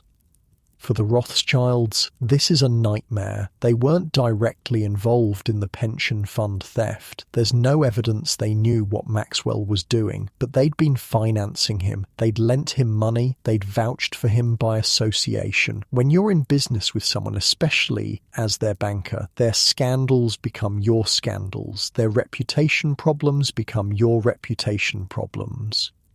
The Rothschild name, which had survived revolutions and wars and economic crashes, gets tainted by association with a con man. People start asking uncomfortable questions. How much did the Rothschilds know? Should they have known? Were they negligent? Did they look the other way because Maxwell was profitable? The truth is probably simpler and less dramatic. Maxwell was good at fraud. He'd been doing it for years without getting caught. He maintained the appearance of success. The financial statements looked fine. The businesses seemed profitable. And the Rothschilds, like everyone else Maxwell fooled, took him at face value. But that's not a satisfying answer. People want someone to blame besides the dead guy. For Sir Evelyn de Rothschild, this whole scandal reinforces everything he's been arguing about the bank's future. This is exactly why discretion matters, why privacy matters, why you can't chase growth for growth's sake, why you need to be careful about who you do business with. Why the old ways, the conservative ways, exist for a reason. If the bank had been public, if they'd had outside shareholders demanding quarterly growth, if they'd been under constant pressure to find new clients and new deals, maybe they would have been less careful about Maxwell. Maybe they would have ignored warning signs in pursuit of profit. But as a private bank, controlled entirely by family, they can afford to be selective. They can afford to learn from mistakes without destroying shareholder value. Sir Evelyn doubles down on his vision. The bank will remain private. The bank will remain family-controlled. They'll be more cautious about clients going forward. They'll maintain the discretion that elite clients expect. They won't chase headlines or try to be the biggest bank. They'll be the most trusted bank for a certain type of client. That's the strategy. But N.M. Rothschild and Sons in London is just one piece of a much larger puzzle now. The Rothschild family has branched out in ways that would shock Mayor Amschel if he could see it. By the early 2000s, and definitely by the 2020s, the family's interests span way beyond traditional banking. Investment banking? Sure. That's still there. Managing wealth for ultra-rich clients, that's still a core business, but also private equity, buying companies, restructuring them, selling them for profit, asset management, handling investment portfolios, advisory services for mergers and acquisitions, philanthropy. The Rothschilds have foundations and charitable organizations doing work around the world. The original banking houses that Mayer Amschel's sons established, the ones in Paris, Frankfurt, Vienna, London and Naples, they've all adapted to survive. Some merged, some closed, some transformed into something barely recognizable from their origins. But the Rothschild name persists across multiple entities and businesses. In Paris, the Rothschild Bank reinvented itself after World War II. It's not the same institution James ran in the 1800s. It couldn't be. The world changed too much, but it's still operating, still serving clients, still part of the family's financial network. Frankfurt, Vienna, those branches that got destroyed by the Nazis, they never really came back in the same form. The German and Austrian Rothschilds who survived either stayed abroad or returned to find their former positions impossible to reclaim. The social and political landscape had shifted. The wealth was gone. The connections were broken. Starting over in those cities would have meant building from scratch, and the family's energy was focused elsewhere. London remained the flagship, the one with the longest continuous operation, the one that maintained the most prestige. N.M. Rothschild and Sons became the Rothschild Bank in most people's minds, even though technically there were others.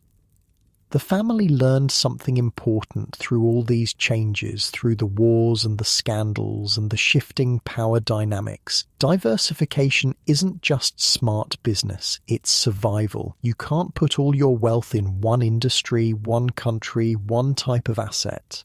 The world is too unpredictable. What seems unshakable today can collapse tomorrow. What seems worthless today might be invaluable tomorrow.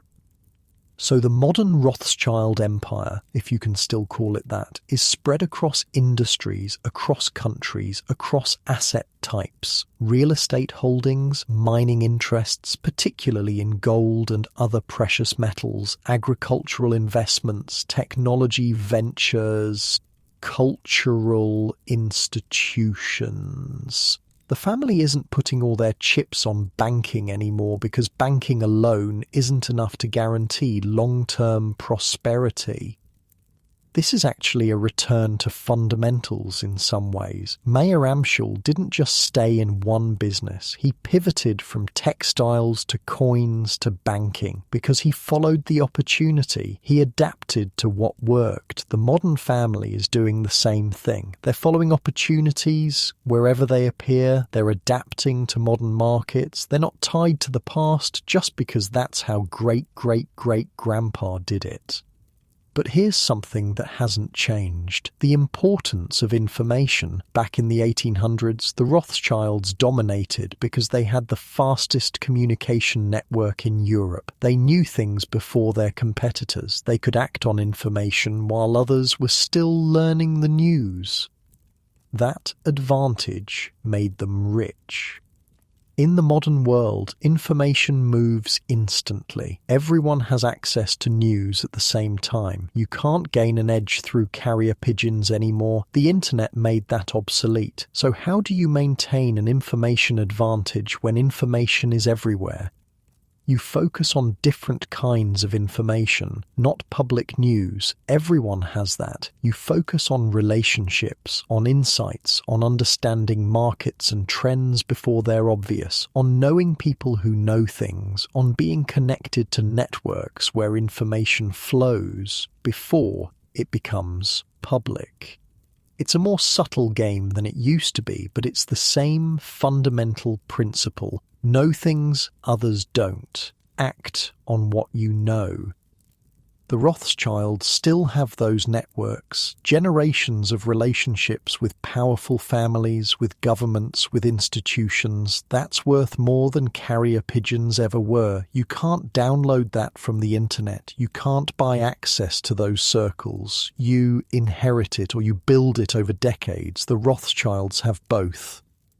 This is why elite banking still works for them, why they can charge premium fees, why clients keep coming back. It's not just about moving money. Anyone can move money now. It's about access, about discretion, about relationships, about knowing who to call when you have a problem that money can solve, but publicity would make worse. That's what you're paying for. Think about it. If you're a billionaire with a complicated problem, you don't go to a retail bank. You don't even go to most investment banks. You go somewhere that's been dealing with complicated problems for ultra-wealthy clients for over 2 centuries. Somewhere that's seen every situation before. Somewhere that knows how to keep quiet. That's the Rothschild value proposition in the modern world. Unlike your comfortable bed right now, soft and safe and yours, the Rothschilds spent generations never feeling entirely safe, always knowing their wealth could be seized, their property confiscated, their lives threatened. Even at the height of their power, there was always risk, always enemies, always people who resented their success and wanted to take it away. That insecurity, paradoxically, made them better at preserving wealth. When you know everything could disappear tomorrow, you plan differently. You diversify aggressively. You maintain multiple safe havens. You don't get complacent. Comfort breeds carelessness. Fear breeds preparation. The family today is spread across the world. Different branches in different countries, some focused on banking, some on investments, some on philanthropy, some on business ventures that have nothing to do with finance. They're not the monolithic empire they were in the 1800s. They're more like a constellation of successful families connected by a shared name and history.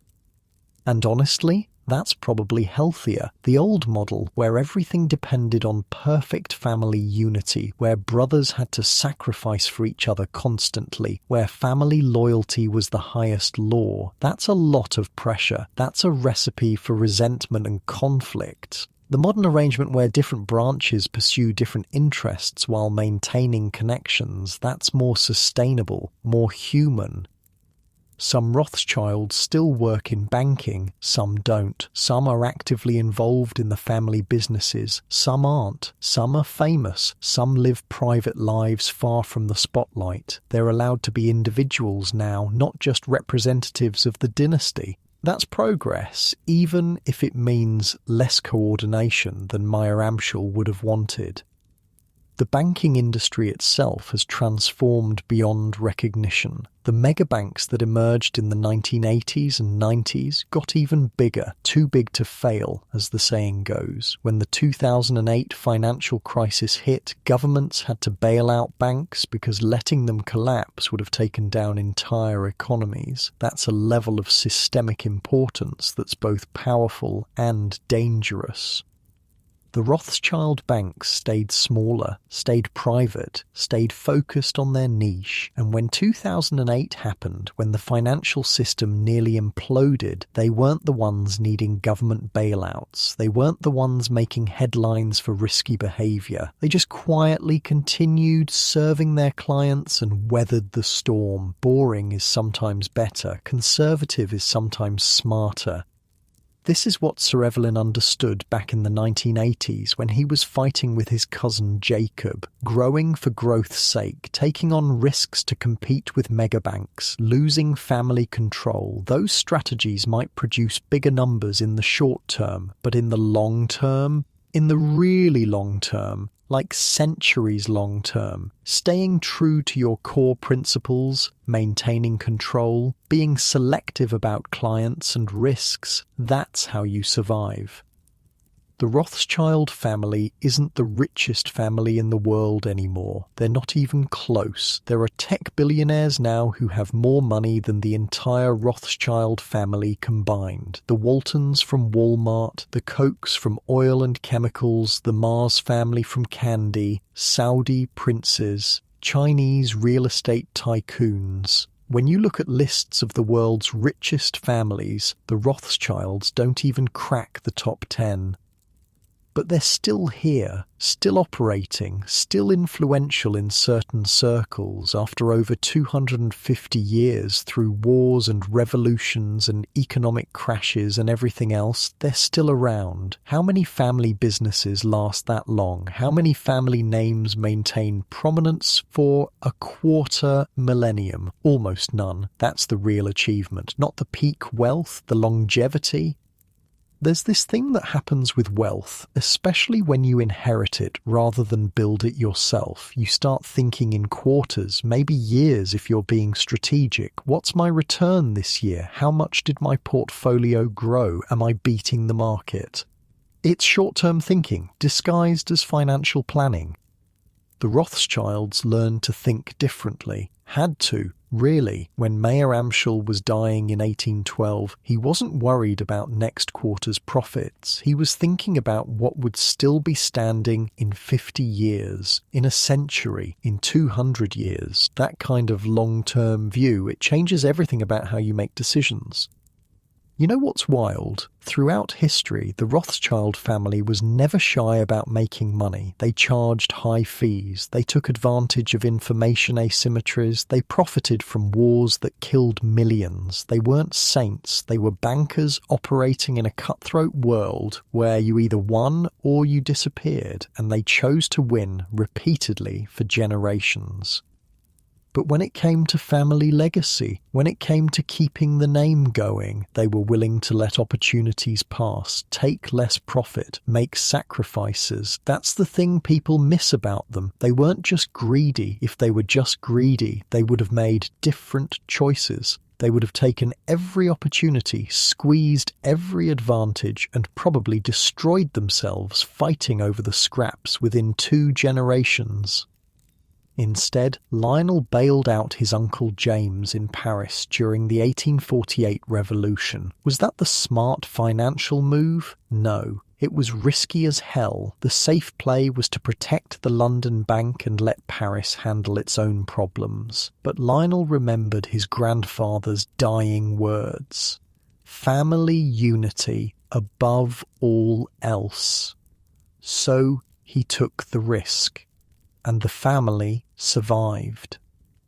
That happened over and over. Brothers supporting brothers, cousins helping cousins, one branch sacrificing for another, not because they were selfless, they weren't, but because they understood that keeping the family together was more valuable than any single deal. The network was worth more than individual profits. Think about modern billionaires. How many of them are setting up structures designed to keep their families wealthy for 250 years? Most are thinking about their kids, maybe their grandkids. The Rothschilds were thinking about descendants they'd never meet, people who would be born a century after they died. That's a different mentality entirely.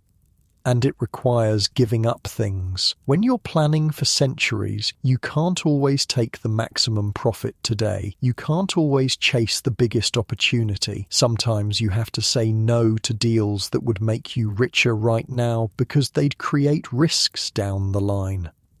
Most people aren't wired to think that way. The temptation of immediate gain is too strong. The Rothschild approach is both respected and kind of scary when you really think about it. Respected because it worked, because they're still here, still wealthy, still influential after so long, but scary because it required a level of family discipline that borders on cult-like. Individual desires subordinated to family goals, personal ambitions channeled toward collective success. That's a heavy burden to carry.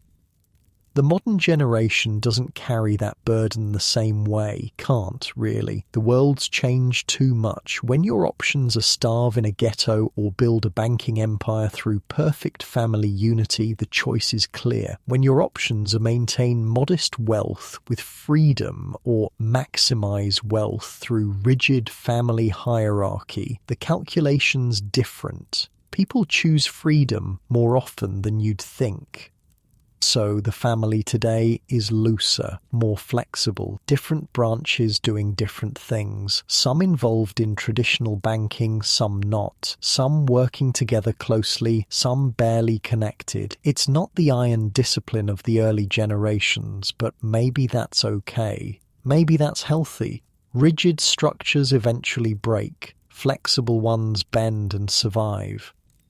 Still, there are lessons from the old ways that remain valuable. The importance of reputation, for instance. The Rothschilds always understood that your name is worth more than any single transaction. You can make a quick profit by screwing someone over, but you lose their trust forever. And trust in banking, in business, in life, that's the asset that compounds most powerfully over time. They were ruthless, but they kept their word. If a Rothschild made an agreement, they honored it, even when it hurt, even when circumstances changed and honoring the agreement became expensive, because the reputation for reliability was worth more than the cost of any individual deal. Other banks might default or renegotiate or find clever ways to weasel out of commitments. The Rothschilds just paid up and moved on.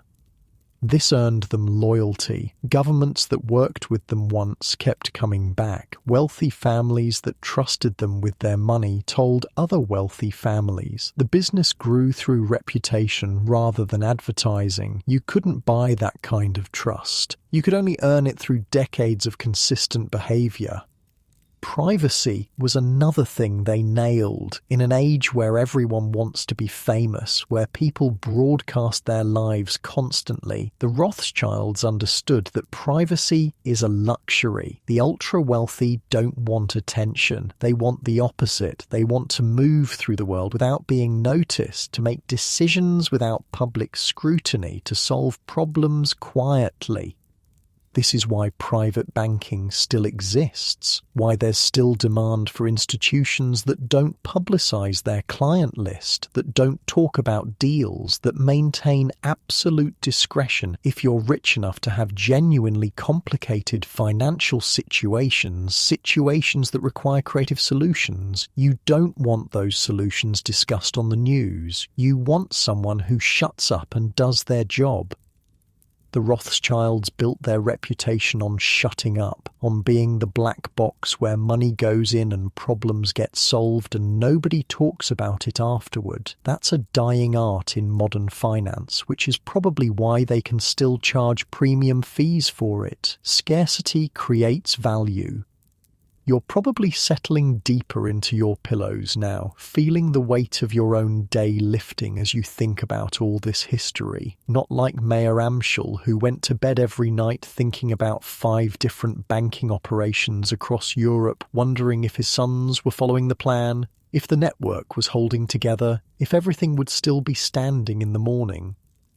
The stress of building something that big, of coordinating across that many cities with communication that slow, it must have been crushing. Letters taking days or weeks to arrive. By the time you got a response, the situation had already changed. You're making decisions based on old information and hoping your brothers make the same call you would. That's not business, that's faith. And yet they made it work. Through the Napoleonic Wars, through revolutions, through economic crashes, the network held because each brother understood their role. Frankfurt was the home base, London was the financial powerhouse, Paris was the continental hub. Vienna and Naples were the supporting players. Everyone knew their job. Everyone did their part. Nobody tried to be the hero and grab all the glory. That takes ego management that's almost unbelievable. Think about putting 5 ambitious, competitive brothers in charge of different branches of the same business. The natural result is infighting, each one trying to prove they're better than the others, each one making decisions that benefit their branch at the expense of the whole. The whole thing should have collapsed in one generation from internal conflict. But Mayor Amschel's last lesson worked. Family unity above all else. They absorbed it, they believed it, they lived it, and when one of them was tempted to break ranks, the others pulled them back. The social pressure, the family expectations, the weight of history, it kept them aligned. Modern corporations try to replicate this with corporate culture and mission statements and team-building exercises. It never works the same way because you can't recreate the bonds of blood and shared history. You can't generate that kind of loyalty with a paycheck and stock options. Family businesses have an advantage here that can't be duplicated. When it works, it's unstoppable. When it doesn't work, it implodes spectacularly. The Rothschilds made it work for longer than almost anyone else, but even they couldn't maintain it forever. By World War I, the cracks were showing. By World War II, the structure broke. The banking houses were too independent, the family too scattered, the world too complicated for the old coordination methods. What survived was something different, not the unified empire, but a collection of related entities, not the iron discipline, but a looser network, not the 5 brothers with one vision, but dozens of descendants with dozens of visions. It's still impressive, still powerful, but it's not what Mayor Amschel built. Can't be. Time changes everything. Perhaps the most interesting thing about the Rothschilds story isn't the wealth or the power, it's the choices they made about what to preserve and what to let go. They could have fought to maintain the old structure, could have insisted that every generation follow the exact same model. That way lies stagnation and eventual collapse. Instead, they adapted, loosened the reins, let the family evolve. That takes wisdom, real wisdom, understanding that the form matters less than the survival, that adapting to new realities is more important than preserving old traditions. Most family businesses fail because they can't make that distinction. They confuse tradition with survival. They hold onto the wrong things and let the important things slip away. The Rothschilds held on to reputation and relationships. They let go of absolute control and unified strategy. They kept the name and the standards. They released the rigid structure. The result is a family that's still wealthy and influential, but not in the same way. Not dominant but present. Not feared but respected. Not the biggest but enduring. There's something to be said for that approach, for knowing when to push and when to yield, for understanding that permanent dominance is impossible, but long-term survival is achievable. The latter might be less exciting, but it's more realistic, and in the end, more successful. Your warm bed is calling you deeper now. That's good. Let it. Let the weight of centuries of history, of family struggle and triumph, of fortunes made and lost and rebuilt, let it all wash over you like a wave, not like the Rothschilds who carried that weight every day, who couldn't let go even if they wanted to, who were born into expectation and responsibility that most people can't imagine. They lived with the constant knowledge that their choices would echo through generations, that their failures wouldn't just affect them, but their children and grandchildren and great-great-grandchildren. That's a burden and a privilege rolled together. It drives you to excellence. Also drives you a little bit crazy. Some of them cracked under that pressure. Some walked away from the family business entirely because the expectations were too much. Some stayed but resented it. Some thrived. People aren't uniform. Even in families with strong cultures, individuals react differently to the same pressures. The ones who stayed, who took on the family mantle, they had to believe in it, had to believe that maintaining the legacy was worth the sacrifice, worth the stress, worth subordinating their individual desires to family goals. That belief, that commitment, it's what made the whole thing possible. Without it, the empire crumbles. With it, you get 250 years of influence and wealth. But also, and this matters, you get 250 years of being a target, of people hating you for your success, of conspiracy theories and accusations and resentment. The Rothschilds have been blamed for everything from starting wars to controlling governments to orchestrating economic crashes. Most of it is nonsense. Some of it has grains of truth wrapped in layers of exaggeration. All of it comes with being that visible, that wealthy, that powerful. Privacy helps, but it doesn't eliminate the problem. People fill in the gaps in their knowledge with imagination and suspicion. The less they know about you, the more they assume, and they usually assume the worst. That's human nature. We're suspicious of power we can't see or understand. The Rothschilds dealt with this by ignoring most of it. You can't respond to every conspiracy theory, can't defend yourself against every accusation. You just keep doing your work, serving your clients, building your businesses. Let your reputation speak for itself. Let the results speak for themselves. The people who matter, the clients with money, they know the truth. The conspiracy theorists don't matter because they were never going to be clients anyway. That's a cold calculation, but probably the right one. Engaging with critics gives them legitimacy. Ignoring them denies them the confrontation they want. It's not always satisfying. Sometimes you want to fight back, set the record straight, defend your name. But strategically, silence is often smarter. The family learned that through experience, through watching what happened when they engaged publicly versus when they stayed quiet. Quiet worked better. Privacy worked better. Let people speculate. Let them wonder. Let them make up stories. As long as your actual clients trust you, as long as your actual business succeeds, the noise doesn't matter. This philosophy extends to how they teach the next generation. The kids growing up in Rothschild families today, they're taught differently than Mayer Amschel's sons were. Less pressure, more options. They can join the family business or do something else. They can be involved or step away. The expectation of perfect family unity is gone. What remains is education about responsibility, about stewardship, about understanding that wealth brings obligations, that being born into privilege means you have duties, not to your family necessarily, but to society, to the world, to leaving things better than you found them. That's the modern version of family unity, not working together in lockstep, but sharing values and commitments.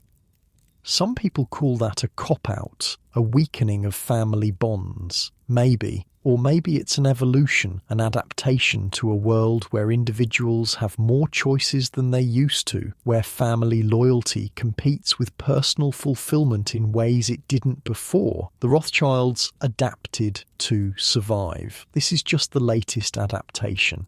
By 2023, the Rothschild family has diversified so far beyond traditional banking that Mayer Amschel probably wouldn't recognize what they do anymore. Investment banking, sure. Wealth management, okay. But also private equity firms buying and selling companies. Asset management, handling massive portfolios. Advisory services for mergers and acquisitions. Philanthropic foundations doing humanitarian work, wine estates, mining operations, real estate holdings. It's not one thing anymore. It's dozens of things.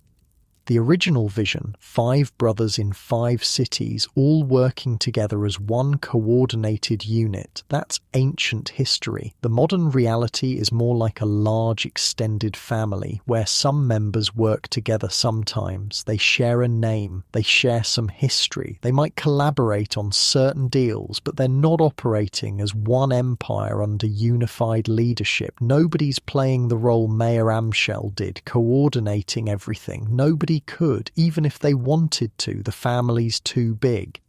The interests too diverse. And maybe that's fine. Maybe that's healthier. The old model required sacrifices that seem unreasonable by modern standards. Your whole life dedicated to the family business. Your marriage arranged for strategic alliances. Your location determined by family needs rather than personal preferences, individual dreams subordinated to collective goals. That worked when survival was at stake, when it was cooperate perfectly or lose everything. But once you've made it, once survival is assured, why live that way? The modern Rothschilds can choose their own paths. Some go into finance because they genuinely want to. They're interested in it. It excites them. Others do completely different things. Art, academia, technology, whatever interests them. The family name opens doors, but doesn't dictate life choices anymore. That's probably progress, even if it means less coordination. What's interesting is what survived the transition from empire to loose network. The emphasis on education survived. Rothschild kids still get the best education money can buy. Not just formal schooling, education about how money works, how power works, how to carry themselves in elite circles, how to maintain relationships across generations. That stuff gets passed down. The importance of discretion survived. Modern Rothschilds generally don't seek publicity, don't go on reality TV or try to become influencers or post their lives on social media for everyone to see. They understand that privacy is valuable, that not everything needs to be public. That's becoming rare in a world where everyone broadcasts everything. The long-term perspective survived in some branches. Not everyone thinks in generations anymore, but some do. Some still make decisions based on what will be standing in 50 years rather than what maximizes profit this quarter. That's gotten harder as capitalism has shifted toward short-term thinking, but it hasn't disappeared entirely. What died was the absolute commitment to family unity above all else. That was always going to die eventually. It required conditions that don't exist anymore. The external pressure of being outsiders, being restricted, having to band together because nobody else would help you. Once you're accepted, once you're established, once you're safe, that pressure disappears. And without the pressure, the unity weakens. Natural, inevitable. Kind of sad, but also kind of liberating. The other thing that died was the centralized control of information. That was the Rothschilds' secret weapon for a century. They knew things first. They could act on information while others were still learning about it. The telegraph weakened that advantage. The telephone weakened it more. The internet killed it completely. Now everyone has access to the same information at the same time. The playing field leveled. The Rothschilds lost their edge. So they had to find new edges, new ways to add value, and they did through relationships and expertise and reputation, but it's a different game now, less about speed and information, more about insight and access. The fundamentals changed, they adapted, but they're not dominant the way they were. Can't be. The world doesn't allow for that kind of dominance anymore. Compare them to modern billionaires, the tech founders, the guys who built Amazon or Facebook or Tesla. Those guys have wealth that would make even peak Rothschilds jealous. We're talking hundreds of billions for individuals, not families, individuals. That's a level of personal wealth the Rothschilds never achieved, even at their height. But here's the thing. How many of those tech fortunes will last 250 years? How many will survive 3 or 4 generations? Most family wealth disappears within 3 generations. That's just statistics. First generation builds it. Second generation maintains it. Third generation spends it. Gone. Very few families break that pattern. The Rothschilds broke it. They're on like their 7th or 8th generation and still wealthy, still influential. That's genuinely rare. It's not about having the most money right now. It's about having money continuously over centuries, about building structures that outlast individuals, about creating systems that survive market crashes and wars and revolutions and everything else that destroys most fortunes. That's the real Rothschild achievement, not the peak, the duration. Think about what they survived. Napoleonic wars, multiple revolutions across Europe, World War I, the Great Depression, World War II, and the Holocaust, the Cold War, multiple economic crises, countless smaller disasters. Any one of those events destroyed most families. The Rothschilds navigated all of them. Not always gracefully, not without losses, but they navigated them. That required more than intelligence or ruthlessness or luck, though they needed all of those. It required something harder to define, a flexibility combined with stubbornness, willing to adapt tactics while maintaining core principles, willing to sacrifice profit for survival. willing to think in time frames that make most people uncomfortable. Your bed is holding you gently now, isn't it? The sheets soft against your skin, the pillow supporting your head perfectly, the blanket just the right weight. You're safe, comfortable, not worrying about revolution or war or economic collapse, not lying awake calculating how to move gold across continents or whether your banking house in another city is following the plan. The Rothschilds spent generations never feeling entirely safe, even at their peak, even with all the money and power, because they understood how quickly things could change, how fast wealth could disappear, how easily you could lose everything. That kept them sharp, kept them cautious, kept them preparing for disasters that might never come. Sometimes those disasters did come, and they were prepared. That's why they survived. The families that felt safe, that got complacent, that stopped preparing for the worst, those families are gone now. Nobody remembers their names. The Rothschilds are still here, partly because they never stopped being a little bit afraid, never stopped planning for catastrophe. There's a lesson there about paranoia and survival, about how the right amount of fear keeps you alert, keeps you adaptable. Too much fear paralyzes you. Too little fear makes you reckless. The Rothschilds found the balance, or maybe they just got lucky. Hard to say from this distance. Probably both.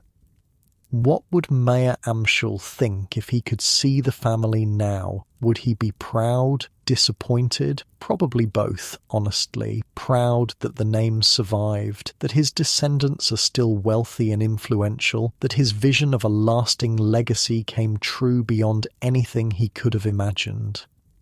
But also maybe disappointed that the unity dissolved, that the empire fragmented, that his grandchildren's grandchildren don't work together the way his sons did, that the iron discipline he demanded became flexible over time. He'd understand why it happened. He was smart enough to see how the world was changing, but understanding doesn't mean approving. Then again, he might be pleasantly surprised by how long the family stayed together. Most don't make it past the second generation working together. The Rothschilds maintained serious collaboration for 3 or 4 generations. That's extraordinary. That's longer than almost anyone manages. So maybe he'd focus on that, on what worked rather than what eventually broke. The family's influence today is subtle. They're not making headlines, not dominating markets, not financing wars or toppling governments. They're operating in the background, managing wealth, advising clients, maintaining relationships, making investments, doing business the way business has always been done in elite circles, quietly, effectively, without drama.